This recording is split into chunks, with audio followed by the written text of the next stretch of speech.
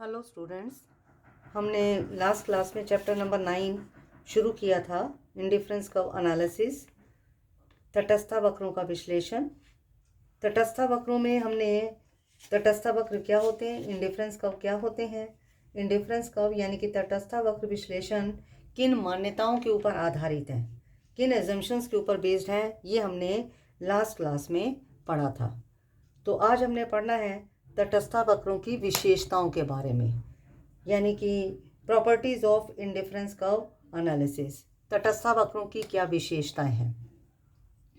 तटस्थ वक्रों की विशेषताओं में पहला पॉइंट आता है, तटस्थ वक्रों का ढलान बाएं से दाएं नीचे की ओर होता है। And indifference curve slopes downward from left to right. तटस्थ वक्रों का ढलान कैसा होता है, बाएं से दाएं नीचे की ओर होता है, फ्रॉम लेफ्ट टू राइट होता है। कैसे होता है ये हम डायग्राम से समझेंगे। सबसे पहले हमने ये समझना है कि इंडिफरेंस कर्व एनालिसिस का जो स्लोप है बाएं से दाएं होने का क्या कारण होता है। बाएं से दाएं इसलिए होता है क्योंकि जब उपभोक्ता एक वस्तु की मात्रा को बढ़ाता है, आपको पता है कि इंडिफरेंस कर्व एनालिसिस में हम दो वस्तुएं लेते हैं और जब उपभोक्ता उन दो वस्तुओं में एक वस्तु की मात्रा को बढ़ाता है तो उसे दूसरी वस्तु की मात्रा को कम करना होगा ताकि उसे विभिन्न संयोगों से मिलने वाली संतुष्टि समान मिले। यदि ऐसा होगा तो इंडिफरेंस कर्व का जो स्लोप है वो बाएं से दाएं नीचे की ओर होगा। क्या बताया, तटस्थ वक्रों का ढलान बाएं से दाएं यानी कि लेफ्ट टू राइट नीचे की तरफ होता है। इसका ढलान क्यों होता है, क्योंकि उपभोक्ता जब एक वस्तु की मात्रा को बढ़ाता है तो उसे दूसरी वस्तु की मात्रा को कम करना होगा, तभी इसका ढलान बाएं से दाएं यानी कि from left to right downward sloping होगा। लेकिन और उसको जो संतुष्टि मिलेगी वो भी समान मिलेगी। लेकिन अगर ऐसा नहीं होता तो तटस्थ वक्र किस तरह से हो सकता है। तटस्थ वक्र एक खड़ी रेखा भी हो सकता है, एक वर्टिकल लाइन भी हो सकता है, एक पड़ी रेखा भी हो सकता है, हॉरिजॉन्टल लाइन भी हो सकता है, एक उठी हुई रेखा भी हो सकता है। तो क्या मैं आपको बता रही हूँ कि तटस्थ वक्रों का ढलान कैसा होगा। तटस्थ वक्रों का ढलान होना चाहिए बाएं से दाएं नीचे की ओर होना चाहिए। अब ये पहले मैं ये वाला डायग्राम बना रही हूँ, ये आपका हो गया ए और ये हमारा हो गया डायग्राम बी, डायग्राम सी, ठीक है। तो अब मैं बना रही हूँ डायग्राम डी, जो हमें ये बता रहा है कि तटस्थ वक्रों का ढलान होता कैसे है। तटस्थ वक्रों का ढलान बाएं से दाएं नीचे की तरफ होता है। कैसे होता है, एक्स एक्सिस पर हमने ए वस्तु ले ली और ये वाई एक्सिस है, वाई एक्सिस के ऊपर हमने वस्तु ले ली बी। तटस्थ वक्र इंडिफरेंस कर्व का स्लोप्स ऊपर से नीचे की ओर किस तरह से होता है। मान लो उपभोक्ता बी वस्तु की इतनी मात्रा ले रहा है। अगर बी वस्तु की इतनी मात्रा ले रहा है तो वो ए वस्तु की कितनी मात्रा ले रहा है, ए वस्तु की इतनी मात्रा ले रहा है। अब वो ए वस्तु की मात्रा को बढ़ाना चाह रहा है तो वो बी वस्तु की मात्रा का त्याग कर रहा है। मान लो उसने बी वस्तु की इतनी मात्रा का त्याग की है, इतनी क्वांटिटी उसने सेक्रीफाइस कर दी, इतनी सेक्रीफाइस की उसने तो ए वस्तु की मात्रा को बढ़ा दिया। जितनी उसने इसकी जितनी मात्रा का त्याग की है और ए वस्तु की मात्रा को वो बढ़ा रहा है, ठीक है। ए वस्तु की कितनी मात्रा वो ले रहा है, मान लो अब ए वस्तु की वो मात्रा ले रहा है, इतनी मात्रा ले रहा है, ठीक है। मान लो ये पहले इसकी ओ सी क्वांटिटी ले रहा था, अब ओ सी की जगह ओ डी क्वांटिटी ले रहा है। इसकी मान लो ओ एम क्वांटिटी ले रहा था, अब ओ एम की जगह ओ एन क्वांटिटी ले रहा है। बी वस्तु की मात्रा इतनी कम कर दी और ए वस्तु की मात्रा उसने बढ़ा दी। इस पॉइंट्स और इस पॉइंट को मिला दो, इनको मिलाने से जो कर्व बनेगा ये आपका क्या कहलाएगा, इसको हम कहेंगे इंडिफरेंस कर्व। ये आपका हो गया इंडिफरेंस कर्व। तो तटस्थ वक्र कैसे होते हैं, तटस्थ वक्र बाएं से लेफ्ट से राइट क्या होते हैं, बाएं से दाएं नीचे की ओर झुके हुए होते हैं। और इसकी ये शेप क्यों बनती है, क्योंकि एक वस्तु की मात्रा को बढ़ाने के लिए वो दूसरी वस्तु की मात्रा का त्याग करता है, ठीक है। इसलिए इंडिफरेंस कर्व की ये शेप आती है। एक वस्तु की मात्रा को बढ़ाने के लिए जब दूसरी वस्तु की मात्रा का त्याग करेगा तभी उसको समान संतुष्टि मिलेगी। अगर इंडिफरेंस कर्व की ये शेप ना हो तो क्या शेप हो सकती है, इसके लिए हम ए डायग्राम बना रहे हैं। मान लो ये ए वस्तु हो गई, ये हमारी वस्तु हो गई बी वस्तु और ये आपका आ गया। तटस्थ वक्र एक खड़ी हुई रेखा भी हो सकती है, ये आपकी हो गई एक तटस्था वक्र एक उठी हुई ऊपर की ओर उठी हुई रेखा भी हो सकती हैं। ठीक है, इसका मतलब क्या हुआ कि वो ए वस्तु की कितनी मात्रा ले रहा है, इसका मतलब है ए वस्तु की इतनी मात्रा ले रहा है। ठीक है, ए वस्तु की तो ओ एम मात्रा ले रहा है और बी वस्तु की ओ एन मात्रा ले रहा है। अब बी वस्तु की मात्रा को बढ़ा रहा है, ओ एन से मान लो ओ एस कर रहा है। बी वस्तु की मात्रा बढ़ा दी लेकिन ए वस्तु की मात्रा तो उतनी उतनी रही। फिर बी वस्तु की मात्रा बढ़ रही है, ये मान लो ओ टी आ गया, लेकिन बी वस्तु की मात्रा बढ़ रही है, ए वस्तु की मात्रा तो उतनी की उतनी रही। अगर ये इंडिफरेंस कर्व की ये शेप है, यानी कि ये इंडिफरेंस कर्व हमारे ऊपर की ओर, अगर इंडिफरेंस कर्व हमारा इस तरह से इंडिफरेंस कर्व हमारा इस तरह से खड़ी हुई रेखा है, वाई एक्सिस के पैरेलल है, यानी कि ये खड़ी हुई रेखा है, तो क्या इंडिफरेंस कर्व ऐसे हो सकते हैं? इंडिफरेंस कर्व ऐसे नहीं हो सकते, क्योंकि इसमें एक वस्तु की मात्रा बी वस्तु की मात्रा बढ़ रही है तो ए वस्तु की मात्रा तो कम हो ही नहीं रही, बी वस्तु की मात्रा बढ़ती जा रही है। पहले ओ एन थी, फिर ओ एस हो गई, फिर ओ टी हो गई, लेकिन ए वस्तु की मात्रा तो उतनी की उतनी रह रही है। इसमें हम कोई भी कॉम्बिनेशन ले लें, मान लो इसमें हमने ले लिया आर और ये हमने ले लिया क्यू और ये हमने ले लिया पी, तो इंडिफरेंस कर्व के ऊपर जितने भी पॉइंट होते हैं वो इक्वल सेटिस्फेक्शन देने चाहिए, लेकिन ये पॉइंट इक्वल सेटिस्फेक्शन नहीं दे रहे। क्यों नहीं दे रहे? क्योंकि बी वस्तु की मात्रा तो बढ़ती जा रही है लेकिन ए वस्तु की मात्रा तो कम हो ही नहीं।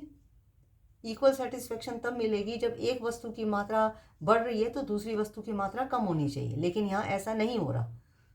तो इंडिफरेंस कर्व की शेप ऐसी नहीं हो सकती, ये शेप इंडिफरेंस कर्व की नहीं हो सकती। दूसरा, इंडिफरेंस कर्व एक पड़ी हुई रेखा भी हो सकती है, पड़ी हुई रेखा यानी कि हॉरिजॉन्टल भी हो सकती हैं। ये लिख दिया हमने आई सी। क्या ये शेप हो सकते हैं? ये हम देखेंगे ये शेप भी नहीं हो सकती। क्यों? क्योंकि इसमें यहाँ देखो, ये आपका हो गया बी वस्तु, बी वस्तु की मात्रा तो इतनी ही है, ओ क्यू है, लेकिन ए वस्तु की मात्रा बढ़ती जा रही है। पहले मान लो इसका नाम दे दिया हमने एन, ए वस्तु की मात्रा ये है, फिर उसके बाद ए वस्तु की मात्रा बढ़ी, एन से होकर मान लो टी हो गई, लेकिन बी वस्तु की मात्रा उतनी ही है। फिर ए वस्तु की मात्रा और बढ़ गई, ये एस, लेकिन बी वस्तु की मात्रा तो उतनी ही है। बी वस्तु की मात्रा उतनी है, ए वस्तु की मात्रा बढ़ती जा रही है। तो ये जो डिफरेंट कॉम्बिनेशन है, यानी कि हम ए वस्तु की इतनी मात्रा ले लें और बी की ले रहे हैं ओ क्यू, और ए वस्तु की मात्रा बढ़ा दी, बी की उतनी ही है, ए वस्तु की मात्रा बढ़ा दी, बी की उतनी ही है, तो यहाँ पर उपभोक्ता को इक्वल सेटिस्फेक्शन नहीं मिलेगी, समान संतुष्टि। ये जितने भी इंडिफरेंस कर्व के ऊपर पॉइंट है, इंडिफरेंस कर्व के ऊपर जितने भी पॉइंट है, ये इक्वल सेटिस्फेक्शन नहीं देंगे। इक्वल सेटिस्फेक्शन तब देंगे जब एक वस्तु की मात्रा बढ़ रही है, ए वस्तु की मात्रा, यहाँ पर देखो, अगर ए वस्तु की मात्रा बढ़ रही है तो बी वस्तु की मात्रा कम होनी चाहिए, तो इक्वल सेटिस्फेक्शन देंगे जितने भी इंडिफरेंस कर्व के ऊपर पॉइंट है। ये लाइन हमारी इंडिफरेंस कर्व है, आईसी का मतलब है इंडिफरेंस कर्व है। इक्वल सेटिस्फेक्शन तब देंगे कि बी वस्तु की मात्रा, अगर ए वस्तु की मात्रा बढ़ रही है तो बी वस्तु की मात्रा कम होनी चाहिए, लेकिन यहाँ कम नहीं हो रही, बी वस्तु की मात्रा हर बार ओ क्यू है। ठीक है, तो इंडिफरेंस कर्व आईसी ये भी नहीं हो सकते, यानी कि एक पड़ी हुई रेखा भी नहीं हो सकते।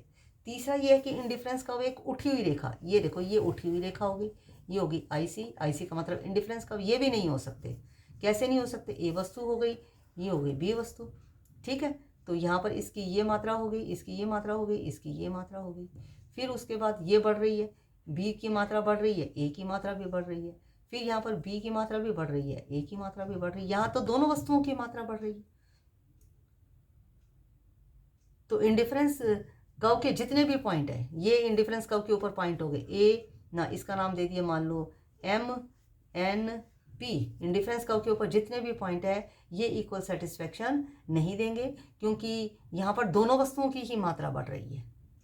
तो इंडिफरेंस कर्व की ये शेप भी नहीं हो सकती, ये एक खड़ी हुई रेखा भी नहीं हो सकता, ये एक वर्टिकल लाइन भी नहीं हो सकती, ये हॉरिजॉन्टल लाइन भी नहीं हो सकती, ये एक उठी हुई रेखा अपवर्ड स्लोपिंग शेप भी इसकी नहीं होगी। अगर इंडिफरेंस कर्व की शेप होगी तो ये ऐसे बाएं से दाएं इसकी नीचे की ओर इंडिफरेंस कर्व होंगे, इसकी ढलान बाएं से दाएं की तरफ होगी, स्लोप इंडिफरेंस कर्व की लेफ्ट टू राइट होगी।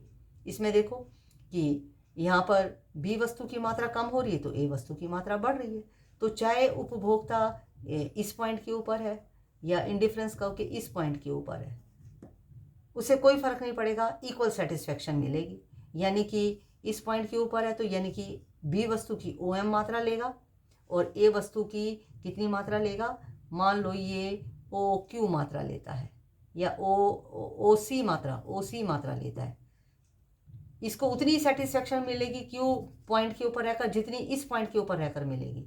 N पॉइंट के ऊपर है तो बी वस्तु, इसका नाम N दिया है तो इसका नाम दे दो मान लो M पॉइंट के ऊपर बी वस्तु की कितनी मात्रा ले रहा है, बी वस्तु की मात्रा कितनी है, बी वस्तु की ON मात्रा है, ए वस्तु की मात्रा कितनी है, OD है।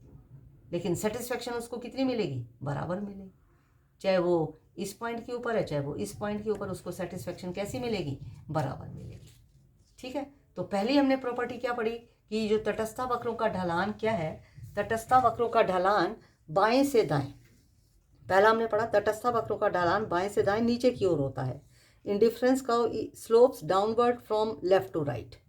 तो इसकी जो शेप होगी, इसकी शेप ये होगी, बाएं से दाएं नीचे की ओर घिरी हुई होगी। चाहे उपभोक्ता इस इंडिफरेंस कर्व के इस पॉइंट के ऊपर है या इस पॉइंट के ऊपर है, उससे कोई फर्क नहीं पड़ेगा। ये पॉइंट और ये पॉइंट उसको इक्वल सेटिस्फेक्शन देंगे।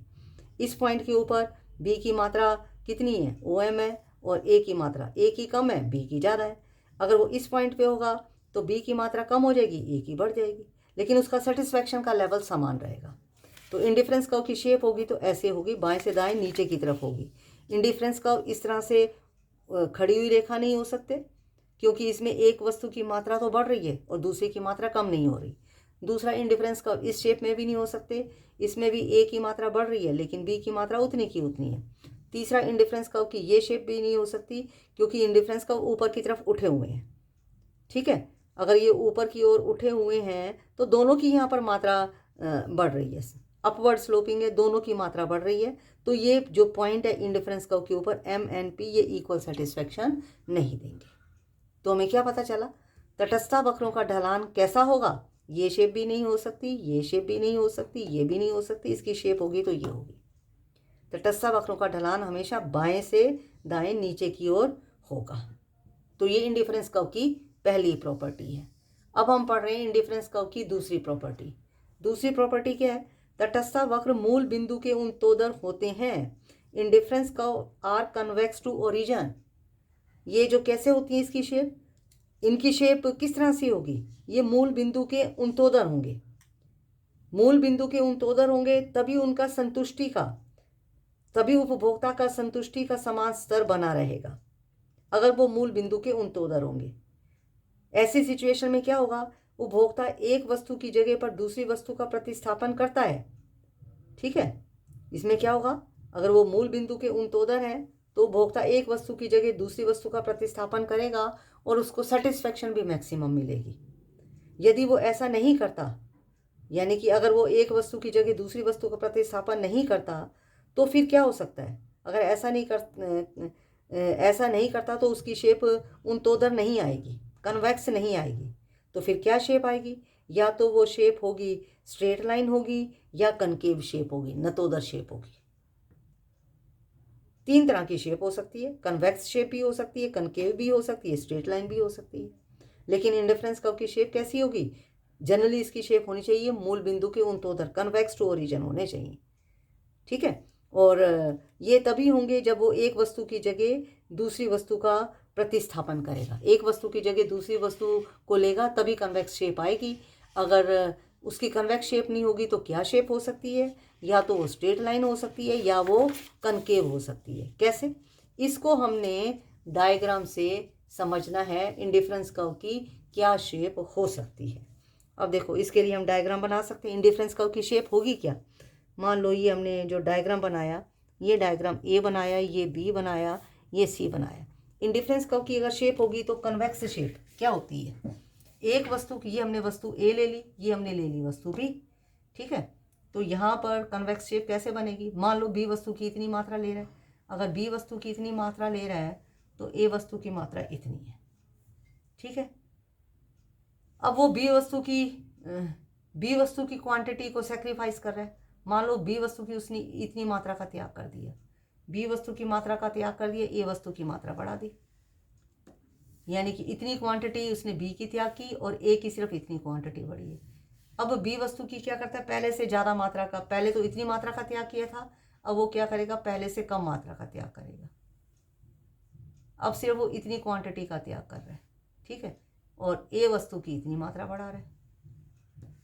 अब उसने पहले इतनी क्वांटिटी त्याग की थी, अगली बार और उससे भी कम करेगा क्वांटिटी का त्याग, और वो यानी कि ए वस्तु की एक क्वांटिटी को बढ़ाने के लिए वो बी वस्तु की क्वांटिटी का पहले से कम सेक्रीफाइस कर रहा है।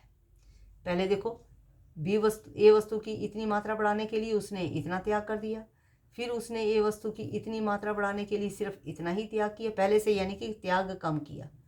फिर ए वस्तु की एक यूनिट को बढ़ाने के लिए अब बी वस्तु की पहले से कम क्वांटिटी का त्याग कर रहे हैं। क्यों? उसका रीज़न क्या है कि ए वस्तु की मात्रा बढ़ती जा रही है, बी वस्तु की मात्रा कम होती जा रही है। तो जिस वस्तु की मात्रा कम होती जाती है उसकी इंपॉर्टेंस बढ़ती जाती है, ठीक है। इसलिए हर ए वस्तु का एक एडिशनल यूनिट बढ़ाने के लिए वो बी वस्तु की पहले से कम मात्रा का त्याग करेगा। पहले ज़्यादा का त्याग कर रहा था, दूसरी बार और कम त्याग करेगा, और फिर तीसरी बार और कम त्याग करेगा, ठीक है। अब इन पॉइंट्स को अगर हम मिला देते हैं, ये सारे पॉइंट्स आप मिला दो, इन पॉइंट्स को मिलाकर जो हमारा बनेगा कर्व, इसको हम क्या बोलेंगे, इसको हम बोलेंगे इंडिफरेंस कर्व। पॉइंट क्या है, ये जो शेप बनती है, ये शेप, इस शेप को हम कन्वेक्स शेप कहते हैं, ये हमारा ओरिजिन पॉइंट है। इंडिफरेंस कर्व जो है, इंडिफरेंस कर्व की शेप कैसी होगी, कन्वेक्स टू ओरिजिन होगी। ये कन्वेक्स शेप है, ओरिजिन से इसकी कन्वेक्स शेप होगी, ठीक है। इंडिफरेंस कर्व की शेप कैसी, ऐसी होनी चाहिए। अगर ऐसी शेप नहीं होगी तो इसकी शेप कैसी हो सकती है, इसकी शेप इस तरीके से भी हो सकती है। ए वस्तु पर ये ए वस्तु ले ली, ये बी वस्तु ले ली,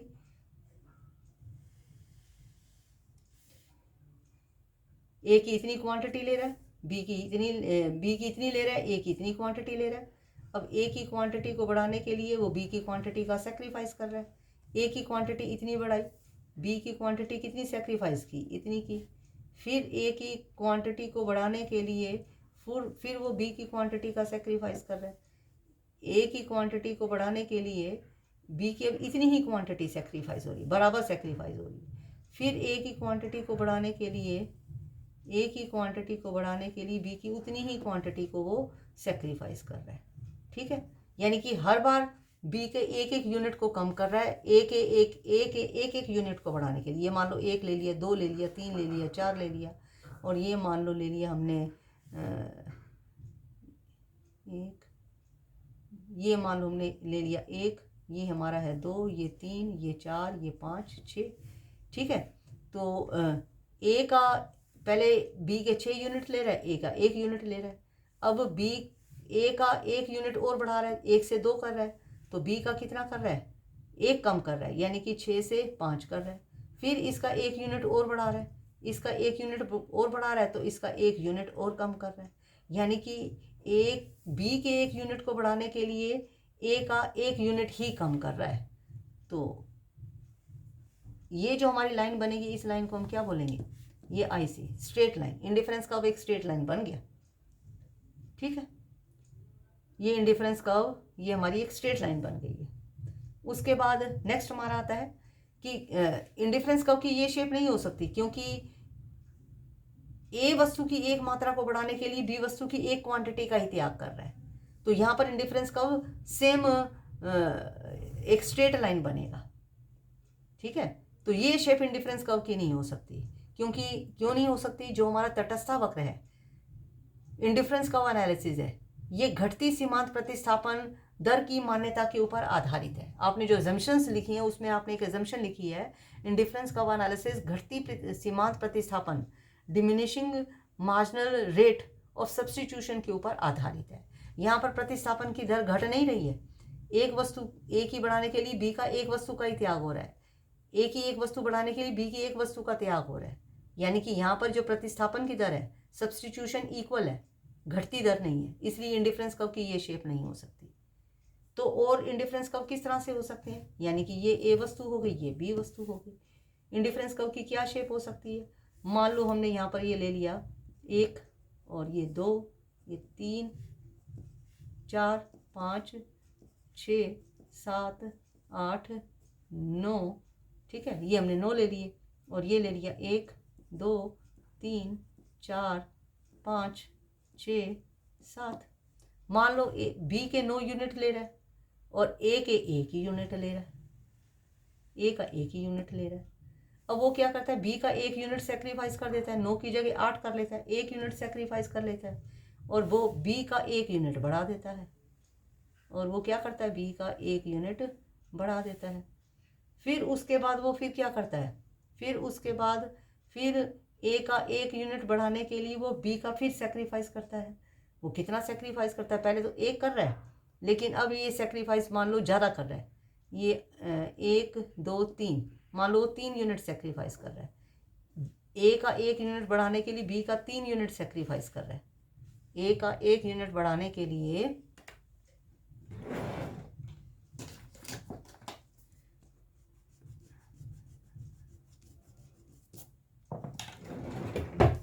ए का 1 यूनिट बढ़ाने के लिए वो बी के कितने यूनिट सेक्रीफाइस कर रहा है, 1 यूनिट बढ़ाने के लिए वो बी के, इसका 1 यूनिट बढ़ाने के लिए इसके 3 यूनिट सेक्रीफाइस कर रहा है। ठीक है, फिर उसके बाद मान लो इसका 1 यूनिट बढ़ाने के लिए पहले इसके 3 की, अब मान लो 4 कर रहा है, 1 2 3 4, अब वो 4 यूनिट सेक्रीफाइस कर रहा है। 4 कर दिए, मतलब कि 5 से 4, 4 से 3, 3 से 2, 2 से 1, 5 से वो 1 पे आ गया, यानी कि 4 यूनिट सेक्रीफाइस कर रहा है। अगर वो इसके 4 यूनिट सेक्रीफाइस कर रहा है तो ए का 1 यूनिट बढ़ रहा है। ठीक है, इसके 4 यूनिट सेक्रीफाइस कर रहा है और इसका वो 1 यूनिट ही बढ़ा रहा है।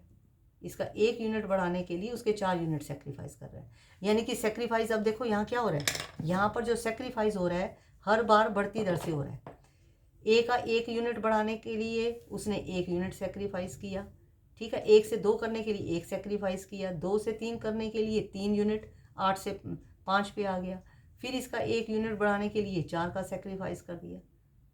ठीक है, फिर तो कहने का मतलब है ये जो सेक्रीफाइस हो रहा है ये बढ़ती दर पे हो रहा है। पहले 1 यूनिट का सेक्रीफाइस है, फिर 3 यूनिट का सेक्रीफाइस है, फिर 4 यूनिट का सेक्रीफाइस है। तो ये जो पॉइंट है ना, अगर हम इन पॉइंट्स को मिला दें, इन पॉइंट्स को मिला दें तो ये हमारा से लाइन सही नहीं बनी, ये आपका आ गया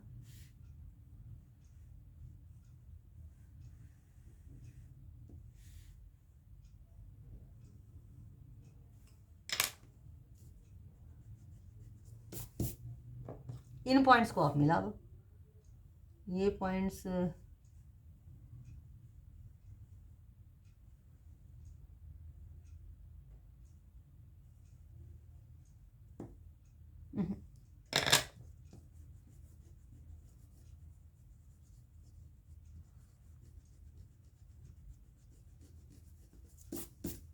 इन पॉइंट्स को मिलाते हैं तो क्या शेप बनेगी, ये शेप ऐसे बनेगी, उल्टी बनेगी, ये हो गया। फिर उसके बाद ये झुकी हुई है, ये शेप इस तरह से बनेगी। इस शेप को क्या बोलेंगे, ये शेप उल्टी शेप बन रही है, ये हमारा हो गया इंडिफरेंस का। ठीक है, फिर उसके बाद ये अब आपकी फिर शेप ये आ रही है, ये और ये आप इसको यहाँ पर लिखो इंडिफरेंस का। ठीक है, तो इंडिफरेंस का ये जो शेप उल्टी शेप आ रही है ये ओरिजिन पॉइंट है। ओरिजिन पॉइंट से अगर उल्टी शेप आ रही है इस शेप को हम बोलेंगे कनकेव शेप। इंडिफरेंस का की ये शेप भी नहीं हो सकती, क्योंकि यहाँ पर ए की 1 यूनिट को बढ़ाने के लिए बी के यूनिट का जो त्याग है पहले से ज़्यादा हो रहा है। पहले 1 का त्याग हो रहा है, फिर 3 का त्याग हो रहा है, फिर 4 का त्याग हो रहा है, यानी कि हर बार त्याग तो बढ़ता ही जा रहा है। ठीक है, तो इंडिफरेंस कर्व की जो ये शेप है ये शेप भी नहीं हो सकती। इंडिफरेंस कर्व के जो पॉइंट है यहाँ पर मान लो एम एन ओ पी, ये इक्वल सेटिस्फेक्शन नहीं देंगे, क्योंकि ए की 1 मात्रा को बढ़ाने के लिए बी की मात्रा का त्याग पहले से ज़्यादा हो रहा है। तो उपभोक्ता को इक्वल सेटिस्फेक्शन नहीं मिलेगी, समान संतुष्टि नहीं मिलेगी। यहाँ पर एक वस्तु की 1 मात्रा को बढ़ाने के लिए दूसरी वस्तु की मात्रा का समान त्याग हो रहा है। ए का 1 यूनिट बढ़ाया, बी का 1 कम कर दिया, ए का 1 यूनिट बढ़ाया, बी का 1 कम कर दिया, ए का 1 यूनिट और बढ़ाया, बी का 1 और कम कर दिया, तो ये इंडिफरेंस कर्व स्ट्रेट लाइन बने। ठीक है, तो इंडिफरेंस कर्व के ऊपर जितने पॉइंट है, मान लो ये नाम दे दिया M N O P, equal satisfaction नहीं देंगे, क्योंकि 1 यूनिट बढ़ाने के लिए 1 यूनिट का त्याग हो रहा है, ये इक्वल सेटिस्फेक्शन नहीं देंगे। इसी तरह से यहाँ पर है ए का 1 यूनिट बढ़ाने के लिए बी के कितने यूनिट सेक्रीफाइस हो रहे हैं, ए का 1 यूनिट बढ़ाने के लिए बी के ज़्यादा यूनिट सेक्रीफाइस हो रहे हैं। पहले 1 सेक्रीफाइस हो रहा है, फिर 3 हो रहा है, फिर उसके बाद 4 हो रहे हैं, ज़्यादा सेक्रीफाइस हो रही है। इंडिफरेंस कर्व की ये शेप भी नहीं हो सकती है। तीसरा हमें दिया हुआ है कि इंडिफरेंस कर्व की जो शेप है ये ओरिजिन पॉइंट से कन्वेक्स होंगे। कन्वेक्स किस तरह से होंगे? एक क्वांटिटी को बढ़ाने के लिए बी की क्वांटिटी का पहले ज़्यादा सेक्रीफाइस किया, फिर उसके बाद कम सेक्रीफाइस किया, फिर कम सेक्रीफाइस किया। ठीक है, तो इंडिफरेंस कर्व की ये शेप होगी कनकेव, इसको हम कन्वेक्स शेप कहते हैं। कन्वेक्स शेप होगी, कनकेव भी नहीं होगी, स्ट्रेट लाइन भी नहीं होगी। अब तीसरा पॉइंट आता है, दो तटस्थ वक्र एक दूसरे को ना तो छूते हैं और ना ही काटते हैं। दो इंडिफरेंस कर्व ले लें। अगर हम दो इंडिफरेंस कर्व लें तो ये एक दूसरे को छू भी नहीं सकते और एक दूसरे को काट भी नहीं सकते। कैसे? ये आपका हो गया x और ये हमारा हो गया y, और ये आपका हो गया इंडिफरेंस कर्व एक, ये इंडिफरेंस कर्व आ गया IC1 IC2। यहाँ पर काट रहे हैं। हमने क्या लिखा है? दो तटस्थ वक्र एक दूसरे को ना तो छूते हैं और ना ही काटते हैं। तो ये दूसरे को छू भी रहे हैं और काट भी रहे हैं। तो क्या ये इंडिफरेंस कर्व की ये शेप हो सकती है? इंडिफरेंस कर्व की ये शेप भी नहीं हो सकती। अब हम इसके ऊपर पॉइंट लें तो जहाँ ये काट रहे हैं पॉइंट ए ले लिया, ये पॉइंट मान लो एक इस इंडिफरेंस कर्व के ऊपर दूसरा पॉइंट बी ले लिया और ये पॉइंट ले लिया सी। हमें पता है कि एक इंडिफरेंस कर्व के ऊपर जितने भी पॉइंट होंगे वो इक्वल सेटिस्फेक्शन देंगे। तो इसका मतलब IC2 के ऊपर दो पॉइंट है ए और बी, इसका मतलब ए बी के बराबर होना चाहिए। ठीक है, ए और बी से मिलने वाली सेटिस्फेक्शन बराबर होनी चाहिए। ये इंडिफरेंस कर्व IC है, इसके ऊपर दो पॉइंट है ए और सी, ए सी के भी बराबर होना चाहिए, ए बी के बराबर होना चाहिए, ए सी के बराबर होना चाहिए। जब ए बी के बराबर है, ए सी के बराबर है, तो हम क्या कह सकते हैं? फिर बी भी तो सी के बराबर होना चाहिए। तो यहाँ क्या बी सी के बराबर है? लेकिन बी सी के बराबर नहीं है। But B is not equal to C, क्योंकि बी ऊंचे इंडिफरेंस कर्व के ऊपर बेस्ड है। इंडिफरेंस कर्व IC2 IC1 से ऊंचा है। ये ऊंचा है, ये नीचा है। ये ऊंचे इंडिफरेंस कर्व के ऊपर बेस्ड है बी पॉइंट, ये नीचे इंडिफरेंस कर्व के ऊपर बेस्ड है। जितना इंडिफरेंस कर्व का पॉइंट ऊंचा होगा, जितना इंडिफरेंस कर्व ऊंचा होगा वो ज़्यादा सेटिस्फेक्शन देगा, जितना इंडिफरेंस कर्व नीचा होगा वो कम सेटिस्फेक्शन देगा। तो बी सी के बराबर नहीं हो सकता, क्योंकि बी ऊंचे इंडिफरेंस कर्व के ऊपर का पॉइंट है और जो सी है वो नीचे इंडिफरेंस कर्व के ऊपर बेस्ड है। तो बी सी के बराबर नहीं हो सकता। नेक्स्ट हमारा क्या आता है? ऊंचा तटस्थ वक्र संतुष्टि के अधिक स्तर को प्रकट करता है। ऊंचा तटस्थ वक्र संतुष्टि के अधिक स्तर को प्रकट करता है। Higher indifference curve indicate higher satisfaction. जितना इंडिफरेंस कर्व ऊंचा होगा वो ज़्यादा सेटिस्फेक्शन को बताएगा। कैसे? ये इंडिफरेंस कर्व हो गया आपका, ये दूसरा इंडिफरेंस कर्व हो गया। ठीक है, IC1 हो गया, ये IC2 हो गया। ये हमारी ए कमोडिटी हो गई, वाई एक्सिस पर ये हमारी बी कमोडिटी हो गई। ठीक है, ये हमारा हो गया X axis, A commodity B है। जितना इंडिफरेंस कर्व ऊंचा रहेगा वो ज़्यादा सेटिस्फेक्शन देगा। कैसे? मान लो पहले इंडिफरेंस कर्व के ऊपर ये पॉइंट है, M पॉइंट है। इसका मतलब है ए की वस्तु कितना ले रहा है? OS, और बी की वस्तु कितना ले रहा है? ON ले रहा है। अगर वो ये पॉइंट लें, इसी को सीधा बढ़ा दें, तो बी की तो मात्रा उतनी ही रही, ON ही रही, लेकिन ए की क्वांटिटी तो बढ़ गई। ए की क्वांटिटी O से OK हो गई। तो M पॉइंट से N पॉइंट ज़्यादा सेटिस्फेक्शन दे रहा है। क्यों? क्योंकि इसमें बी की इसका नाम हमने मान लो T दे दिया, क्योंकि N यहाँ लिखा है। ठीक है, तो T पॉइंट ज़्यादा सेटिस्फेक्शन दे रहा है, क्योंकि N की क्वांटिटी तो उतनी की उतनी रही, B वस्तु की क्वांटिटी तो उतनी ON ही रही, लेकिन A वस्तु की क्वांटिटी तो OS से बढ़कर OK हो गई। तो ये point T point M point से ज़्यादा सेटिस्फेक्शन दे रहा है। तो जितना इंडिफरेंस का ऊंचा होगा वो ज़्यादा सेटिस्फेक्शन को प्रकट करेगा। ठीक है, उसके बाद नेक्स्ट हमारा पॉइंट आता है, तटस्थ वक्र ना तो एक्स एक्सिस को और ना ही वाई एक्सिस को छू सकते हैं। इंडिफरेंस कर्व टचेस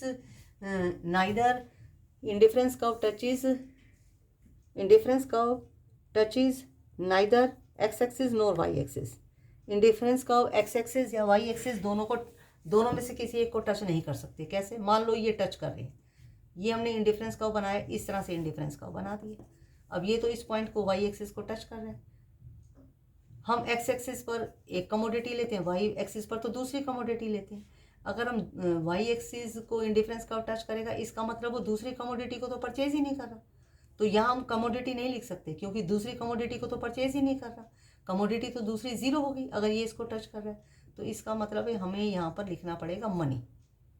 ठीक है, तो वो इंडिफरेंस कर्व एक वस्तु को खरीद रहा है, ए वस्तु को खरीद रहा है, बी वस्तु को तो खरीद ही नहीं रहा। यहाँ पर आपकी मनी आ जाएगी क्योंकि ये वाई एक्सिस को टच कर रहा है। तो दूसरी कमोडिटी तो ज़ीरो है, दूसरी कमोडिटी नहीं खरीद रहा। यानी कि मान लो ये पॉइंट है, ये पॉइंट ये बता रहा है कि इतनी तो वो मुद्रा अपने पास रखना चाहेगा, मनी अपने पास रखना चाहेगा, और इतनी क्वांटिटी वो एक ही खरीदना चाहेगा। ये इस बात को प्रकट कर रहा है, इतनी क्वांटिटी एक ही खरीदना चाहेगा और इतनी मनी वो अपने पास रखना चाहेगा। ठीक है, इस पॉइंट के ऊपर है। इसका मतलब ये है कि वो सारी मनी अपने पास रखना चाहेगा। इसका मतलब क्या है, वो सारी मुद्रा ही अपने पास रखना चाहेगा, वो वस्तु को खरीदना ही नहीं चाहता। ठीक है, वो अपने पास रखना चाहता है, वो इसकी कोई क्वांटिटी खरीदना ही नहीं चाहता। ठीक है, लेकिन ऐसा नहीं हो सकता। इंडिफरेंस कर्व क्या होता है, दो वस्तु के डिफरेंट कॉम्बिनेशन को बताता है। यहाँ पर दूसरी वस्तु तो हुई नहीं, यहाँ तो मनी हो गई कि इतनी वो मनी का सेक्रीफाइस करेगा। ठीक है, इतनी मनी उसके पास है, उसमें इतना सेक्रीफाइस कर देगा और वो सिर्फ ए वस्तु की क्वांटिटी खरीदेगा और इतनी OS मुद्रा अपने पास रखना चाहेगा। ठीक है, मान लो उसके पास OT मुद्रा है, उसमें से इतने वो सेक्रीफाइस कर देगा, OS मुद्रा अपने पास रखना चाहेगा, इतनी TS मुद्रा का सेक्रीफाइस कर देगा और उससे वो ए वस्तु की OK क्वांटिटी परचेज करेगा। तो यहाँ तो कॉम्बिनेशन किसका हो गया, वस्तु का और मनी का हो गया। जबकि इंडिफरेंस कर्व क्या है, दो वस्तुओं के डिफरेंट कॉम्बिनेशंस को बताते हैं। इसलिए तटस्थ वक्र ना तो एक्स एक्सिस को छू सकता है ना वाई एक्सिस को छू सकता है। नेक्स्ट हमारा आता है, तटस्थ वक्रों का एक दूसरे के समानांतर होना आवश्यक नहीं। Indifference curve need not be parallel to each other. ये हमने ए वस्तु ले ली और ये हमने ले ली बी, ये हमारा एक्स एक्सिस है, ए वस्तु ले ली, ये हमारा वाई एक्सिस है और हमने वस्तु बी ले ली।